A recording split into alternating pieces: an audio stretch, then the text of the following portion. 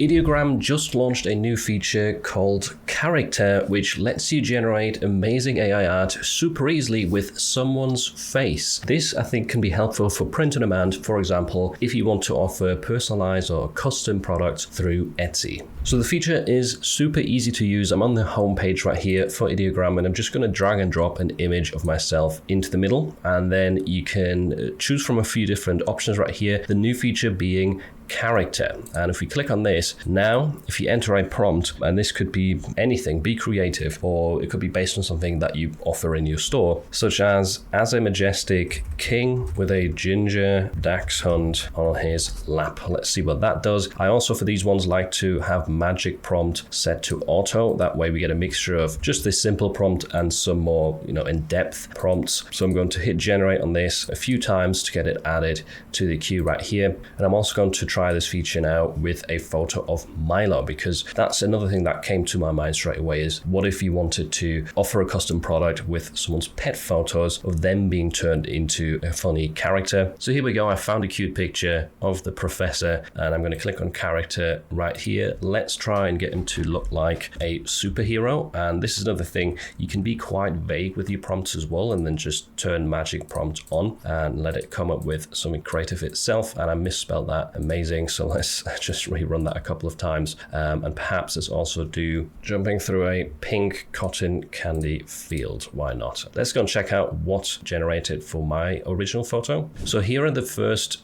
two images of me being a king with a sausage dog. And the interesting thing is that this is a side profile. This is a frontal view, kind of like the reference image. So this is a reference, looks similar to that, just with the mouth closed. But this is a side profile, and it looks pretty accurate, to be honest, of what my side profile looks like, which is scary because it's so close. The dachshund doesn't exactly look like Milo, but I also didn't describe it much besides the actual fur color. But I think these are pretty cool. We've even got some close-ups right here, and I could see this kind of thing working as a custom product for people that not necessarily want this on a t-shirt, but maybe as a poster or a postcard perhaps on Etsy. So it's definitely a pretty fun thing. If you want to carry on with the same reference right here, what you can do is you can click retry in the top right, and then you can change the prompt. So we could do all sorts of fun stuff like as a pilot, and then hit generate, or as a Jedi is one that I've enjoyed playing around with the most, and turning all of my friends and family members into Jedi. You could say with a purple and blue lightsaber, for example. You can be a bit more specific.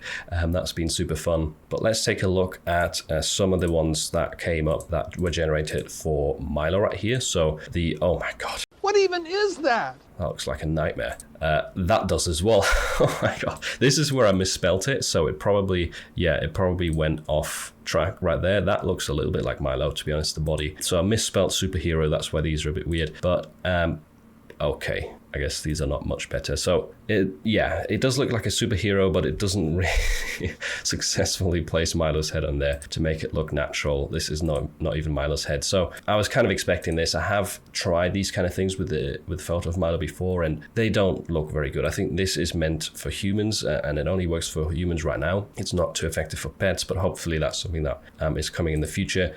This though, Milo jumping through a field of cotton candy, I think some of these look pretty cool, and that might work once again as a custom personalized offer in your store. That looks a lot like Milo. Maybe the legs look a bit too long. He has very, very short legs, but as long as you don't want to try the dog into like a different character that's usually represented by humans, and you just have like something about the background scenery, I could see this working. Meanwhile, I've generated as a pilot right here, Captain Riley. All right. In a cockpit, again, side profile, very, very close. I'm going to try and turn that way so you can see the same angle. Then with a hat, that's pretty nice. And here's some of the Jedi photos, which are always super fun to look at. So anyway, I hope that explains how this feature works. It's very simple, very intuitive and easy to use. You can even use it on your phone. I've had a lot of fun just, sitting with different people, getting a photo of them, turning them into a character. And yeah, if you don't offer custom products or you don't want to use it for that, and you have Ideogram, at least just try it for some of your family members or friends. It's super fun and a little bit addictive, to be honest. So I hope you enjoyed this video, and I hope it helps you out with your store or just in your free time.